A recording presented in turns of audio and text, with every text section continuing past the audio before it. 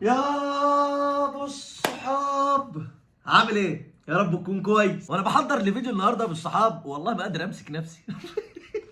عباسيه مستشفى المجانين يلحقوني. فعلا يا ابو صحاب فيديو فيه كوميديا كتيره وصياح وحاجات كتيره جوه الفيديو، حتى كمان رئيس الزمالك بيقول لك يا ابو صحاب مفيش علينا نظريه مؤامره، فمعانا احداث كتيره مهمه وهنتكلم على الاعلان وحاجات كتيره وعلي معلول وعبد الله. وبص احداث ما ينفعش تفوت فيها دقيقه، وفيديو اعتقد هيبقى طويل معانا شويه، مش عارف هيبقى قد ايه، بس ما تفوتش دقيقه من اول الفيديو لحد اخر الفيديو علشان الفيديو ممتع معانا النهارده يا ابو الصحاب. وكالعاده مستمر بدعمك بعد فضل ربنا علينا، نقدر نوصل فيديو 10000 لايك زي الفيديو اللي فات وصل 10000 لايك، بس عزيزه كانت عايزه 15000 لايك بقى، يبقى بس حلو 10000 لايك. اتمنى بالصحاب تثبت نفسك بلايك، واللي لسه ما اشتركش في القناه الكاريزما 60% اللي بتتفرج عليه مش بيشترك في القناه ليه؟ اشترك في القناه وفعل الجرس عشان اي فيديو نزله يجي لك اشعار بيه. يلا نخش في مستشفى المجانين. يلا نبدا باول موضوع معانا يا ابو الصحاب بعد مباراه الاهلي اما كسب امبارح. ونبدا باول موضوع معانا يا ابو الصحاب بعد ما الاهلي كسب مباراه البنك 2-1 وشبه خلاص قرب يحسب الدوري، في ناس الكابل بتاع مخها ضرب. مش بهزر والله. تعال نتفرج على اول مثال كده، كابتن خالد الغندور. تعال نسمع. ألف مليون مبروك للأهلاوية يا أصدقائي، مليون مبروك يا جماعة. هدف في الدقيقة 96، هدف تاريخي لأسامة أبو علي. 10 على 10، الدوري في مكانه، الدوري بيندهلي يا أهلي. مبروك يا جماعة، مبروك مبروك. عايز أبارك لكل الأهلاوية أصدقائي، ودوري الأهلي يستاهلوا كالعادة. وعايز أبارك طبعا لكل الناس، وعايز أبارك لمنظومة الكورة في مصر، وعايز أبارك طبعا لرابطة الأندية. دوري استثنائي جميل وفي تنافس شرس وتنافس شريف وجميل. وعايز ابارك طبعا لاتحاد الكوره وعايز ابارك طبعا لجنه التظلمات اللي ابتدت تناقش قضيه ال3 نقاط. كان الموضوع صعب جدا بس قدرت توصل للكونكلوجن السليم وطلعت قرارها امبارح. الف مليون مبروك يا جماعه، مبروك يا رجاله، مبروك مبروك. ثانيه بقى واحده. ثانيه واحده. مستشفى المجانين في واحد يعني ايه ملمس ارض شويه وما اعرفش يعني في سنه مطافي، يعني لو عندكم قسم مطافي كمان مع المجانين في. طب حلو عشان الحلقه اللي مستعصيه قوي يعني ماشي. كابتن خالد في ايه؟ كابتن خالد في ايه بس؟ وفي الدقيقه 96 كابتن خالد بلاش تصوير يا كابتن خالد، في الدقيقة 95 و35 ثانية بالظبط يا كابتن خالد الجون جه. ويا كابتن خالد لو متابع اصلا البنك الاهلي عمل تغييراته اول المادة ال5 دقايق، انت شفت عمل تغييرات وضيع بعض الثواني او الدقايق كمان. فيا كابتن خالد جون ما فيهوش مشكلة، وبترمي برضك على ال3 نقاط اللي هم مش هيهموا نادي الزمالك يا كابتن خالد. كابتن خالد احجز لك اوضه وبسريرين ولا بسرير واحد ولا انت ارن تاني عليهم قبضوا عليه. الفتره ديت اليومين دول هتلاقي في ناس ملمسه ارضي. ونيجي بقى للحاله الثانيه، الحاله الثانيه دي مستعصيه قوي. الاستاذ عمرو اديب تخشوا بالاستوديو على طول بالبلطو المقلوب وتاخدوه. لا ده وصلت للملخوليا ده. اسمع. ده سعد زغلول ده هي نفس السنه اللي طلع فيها النادي الاهلي. ما قالش مفيش فايده على مصر، هو قال مفيش فايده على الدوري. سعد زغلول كانت عبارته واضحه، وطبعا سعد زغلول ده من اهم الناس في تاريخ النادي الاهلي.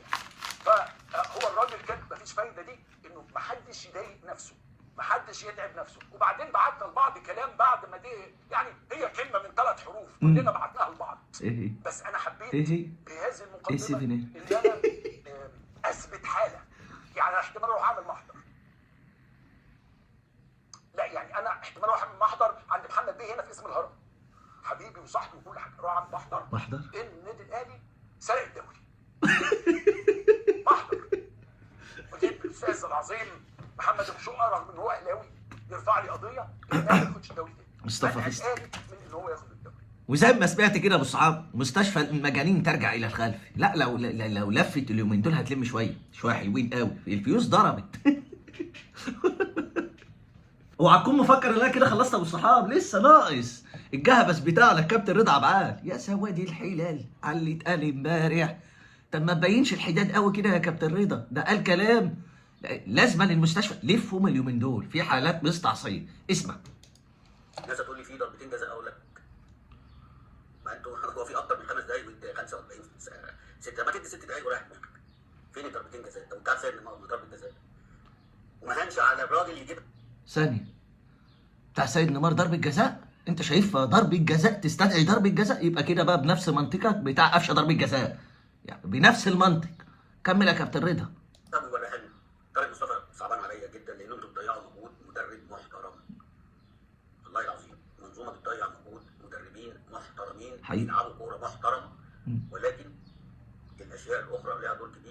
الاشياء الاخرى. يعني ممكن طارق مصطفى بعد ماتش النهارده ممكن يمشي طبيعي عادي جدا. الاشياء الاخرى ايه؟ الاشياء يا دي خفيه ديت ولا بيجي لك وانت نايم؟ الاشياء الاخرى ديت يعني حاجات خفيه ولا ما تقول يا كابتن رضا ايه الاشياء الاخرى؟ وكابتن طارق مصطفى نفسه ما قالش فيه اشياء اخرى ولا اشياء 7 ولا 8 ولا. كابتن طارق مصطفى قال لك الاهلي يستحق، ما اتكلمش ولا عمل اي حاجه. الكابتن اللي انت بتقول عليه ممكن يمشي من ايه اللي حصل يعني؟ مش فاهم انت بتشوف ايه يا كابتن رضا؟ كمل. عادي يقول لك اصل احنا مش عارف ايه ومش طارق مصطفى بس، ده كل المدربين المحترمين يعني كمان النادي الاهلي ممكن عشان الغلطات بتاعت الاشياء الاخرى دي ممكن تمشيهم عادي. ده موجود فرق وبتبوظوا شكل الدوري وبترخصوا الدوري وبتخلوا الدوري الناس بيبقى عندها الجماهير، مش جماهير الاهلي طبعا، جماهير الفرق الثانيه بتبقى عندها قناعه وضحت ان الدوري معمول لنادي معين بس. كده قالها بشكل صريحة، قالها بشكل صريحة ما عدا جمهور الاهلي. يعني انت كده بتقول ان الاهلي هو اللي الدوري بيتوجه ليه وبيروح ليه. سؤال بسيط يا كابتن رضا، مش احنا كنا بنلعب بحنكشه وسيد نيمار وعيال من قطاع الناشئين وخدنا الدوري وكان المجلس محلول ومجلس مؤقت ومعناش فلوس، وحرفيا قناه نادي الزمالك كانت بتنزل اعلان اتبرعوا بجنيه؟ كسبنا الدوري ولا ما كسبناهوش؟ ساعتها يعني ما اشتغلناش ليه؟ يعني في اسوأ ظروفك اهو خدت الدوري. يعني فكره ان انت بتصدر للناس او بعض من جمهور نادي الزمالك اللي بقت فئه كبيره علشان شايفه ان الزمالك يعني الفتره الاخيره يعني هو كان يعني ماشي رايح جاي بقى فاشل فاشل فاشل فاشل. عارف ان هو ايه؟ مع مستشار مرتضى كان الموضوع بيروح ويجيب بطوله مش عارف فين وهنا، نوصل نهائي نكسب كاس، الموضوع رايح جاي. اما بيراميدز دخل فشل في فشل في فشل في فشل، فبعض الجمهور بقى رايح ما مش في ايدي حاجه، ما انا الفتره الاخيره فشل في فشل بس. طب ما علق شمعت على ايه؟ الدوري متوجه سهل. طب بالراحه خالص اهو يا كابتن رضا وعلى هدوء ومن غير نرفزه وبالمنطق. بيراميدز طلع صح امتى؟ يعني لو انت شايف ان الدوري موجه للنادي الاهلي والاهلي يعني الدوري بيروح له كل سنه يعني عن قصد، بيراميدز طلع اتكلم امتى او علق فشله امتى؟ اول ما خسر ماتشين ورا بعض قال لك العايز لك 3 نقط. قبلها التحكيم بيجامله حلو، انا مكملين بحب التحكيم المصري.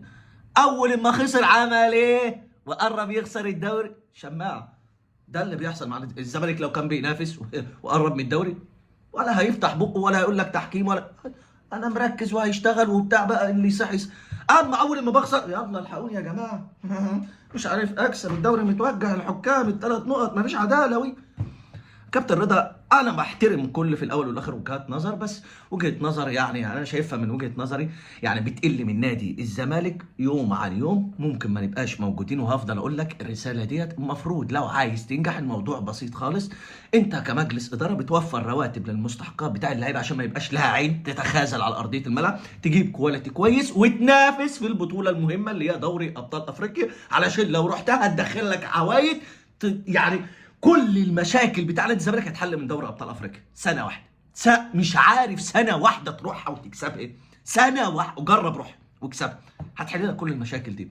مكافاه 4 مليون دولار، سوبر افريقي هي المكافاه 500,000 دولار، بس لو راحت السعوديه راحت امارات ممكن تاخد 2 مليون دولار. حتى لو خسرتها مليون دولار هتروح انتر كونتيننتال، ادي بطوله وجوائز وشوف الماليات بتاعتها عامله ازاي، غير كمان هتاهلك لكاس العالم للانديه.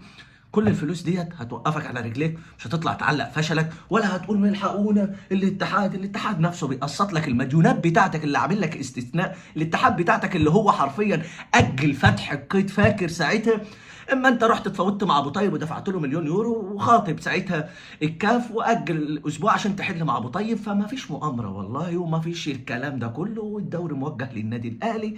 هي في الاول والاخر انا عارف يا كابتن رضا علشان في بعض الناس بتستسهل او بمعنى ادق هي مبسوطه انا فاشل بس في حاجه بتبرد ناري كده.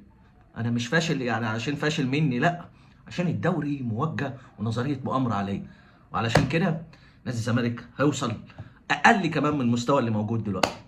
ونيجي بقى للموضوع اللي بعد كده وخبر الموسم. ايوه بس انت لسه لحد دلوقتي ما عملتش لايك يا ابو صحاب، واحنا متفقين عايزين نثبت سلسله ال 10,000 لايك. اتمنى لو لحد اللحظه اللي لسه ما عملتش لايك انزل اعمل لايك. الخبر يا ابو الصحاب زي ما انت شايف قدامك كده، خبر حلو قوي وهكون مبسوط من جوايا. بقول لك بيراميدز يدرس التصعيد لابعد مدى في ازمه مطالبه بتاجيل مواجهه سيراميكا كليوباترا في الدوري، بما في ذلك يعني احتماليه عدم خوض المباراه.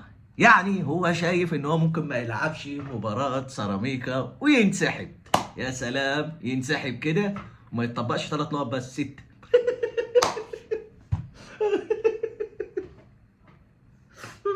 أكلت. الاداريين واللاعيبه ينزلوا بحليل في الملعب. يا ربي ينسحبوا وما يجوش تاني. اسحبوا الاستثمار، مش بتهددوا، امشوا امشوا، ما انا قرفت منكم. انتوا من ساعه ما جيت انا مش عارف اخد حتى المركز الثاني. وهكون مبسوط لو انسحب، وهكون مبسوط لو طبق عليه بقى ال6 نقط كمان. هكون مبسوط. وبركه عايز تدافع عنهم شجعهم بقى، وتيجي تتكلم معاه اللي انت مشجع بيراميدز ونتناقش مع بعض. لو انت مشجع بيراميدز تعالى بقى ونتكلم. ونيجي للخبر اللي بعد كده، خبر يعني فيه هشاشه عظام. اسمع الخبر، مش بهزر والله وحصل فعلا. عبد الله السعيد خارج معسكر الزمالك في الاسماعيليه بسبب شعوره بالضيق لعدم حسم الملف التجديد حتى الان. زعلان قوي. انا عندي 40 سنه، عايز 35 بس. يعني ايه يا زمالك؟ فلوسك كتير يا اسطى، ده تديني 35. اصل عبد الله السعيد هو بيتفاوض مع الاداره طقم اسنان واقع، معلش. يا عبد الله 35 ايه و30 ايه و5 جنيه ليه؟ انت مين يا عبد الله؟ معلش والله مع احترامي ليك، انت فايق يعني؟ لو بيقول لك شايل نادي الزمالك، ما هو عشان اللي جنبك بعتيه. هو ما في حد جنبك اصلا؟ في حاجه؟ ده انت دونجا وشلبي والجزيري مين؟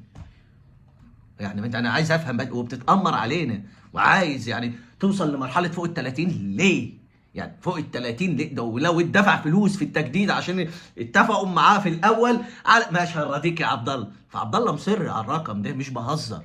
عايز فوق ال30 مليون في السنه ويجدد موسمين. ليه يا عبد الله؟ ليه يا حبيبي؟ لا مع السلامه، مع السلامه. شوف انت رايح فين بقى، تعتزل بقى في مستشفى من المصريين ولا مش؟ نجيب لك شاشه قط نقعد في بيتك. انت عشان لعبت كام ماتش، شوف اهدافك واسيستاتك كام يعني في الموسم يعني يا عبد الله. على عيني وراسي انت راجل محترم، بس لا ما تزيدش قوي زياده عن اللزوم. في الاول والاخر انت عندك 40 سنه، انت هتخلص الموسم هتتم 40، يعني هتبدا معايا موسم فوق ال 41. ليه يعني يا بيت مستشفى ايه العواجيز؟ خلاص يا عبد الله خلصت، ولو حصل وجددوا له بارقام كبيره يتحاسبوا فيها ماليا. ده 40 سنه. يا ريت يعني نفوق من اللغواشه دي حبيبي يا عبد الله. واي كتف بتاع عشان جيب لاعب سابق في النادي، لا جيب يا اسطى مش عارف مين، لا وهم بيبقوا مبطلين نرموهم هم فوق ال 35 سنه اعتزلوا اصلا. وانت شويه كده على الفاضي بيودوك ويجيبك وفلوس انت مش هتعرف تدفعها. يعني دفعت 35 مليون في السنه، هتدفعهم له ازاي؟ هتقسطهم على دفعات، ما عرفتش تقسط الكلام ده كله، هيجي في الاخر انا عايز فلوس. ما مش هيسيبك، هيرفع قضيه لو انت ما تقوليش ما هيحب الشعار. لا يا كابتن عبد الواحد السيد اللي كان مدير الكوره رفع عليك قضيه نفسه وخد فلوسه، فبلاش والكلام ده. عبد الله بيشتغل وخلاص بالفلوس اللي بتجيله، هو راجل يعني معروف على الانديه اللي لف فيها، هو راجل مادي شويه، فبس هو فوق ال40 فخلصت. مع السلامه يا عبد الله، شاشك وقطنك، وهاجي لك لحد باب البيت وهعالجك بايدي. ونيجي بقى بالصحاب للموضوع اللي بعد كده. الموضوع ده والتصريح اللي اتقال ده يقفل كل بق زملكاوي صاحب نظريه مؤامره. ليه يا خفاجي؟ تعالى اسمع. كمال درويش رئيس نادي الزمالك السابق، لو انت ما تعرفوش ده اكتر رئيس يعني بالنسبه لنادي الزمالك حصل على بطولات وجاب بطولات افريقيا كتير، يعني في عصر وشمنا بطولات افريقيا، يعني بطوله افريقيا كنا ساعتها كانت الدنيا حلوه معانا. قال لك ايه بقى؟ مين قال ان الدوله بتدعم وبتحب الاهلي؟ انا شايف حاجه تانية خالص. الرئيس حسني مبارك كان زملكاوي وانا ماسك النادي في نهائي سوبر افريقيا وبنلعب في رمضان، وما فطرتش الا لما خلصنا الماتش وكسبناه وعمل لنا عزومه.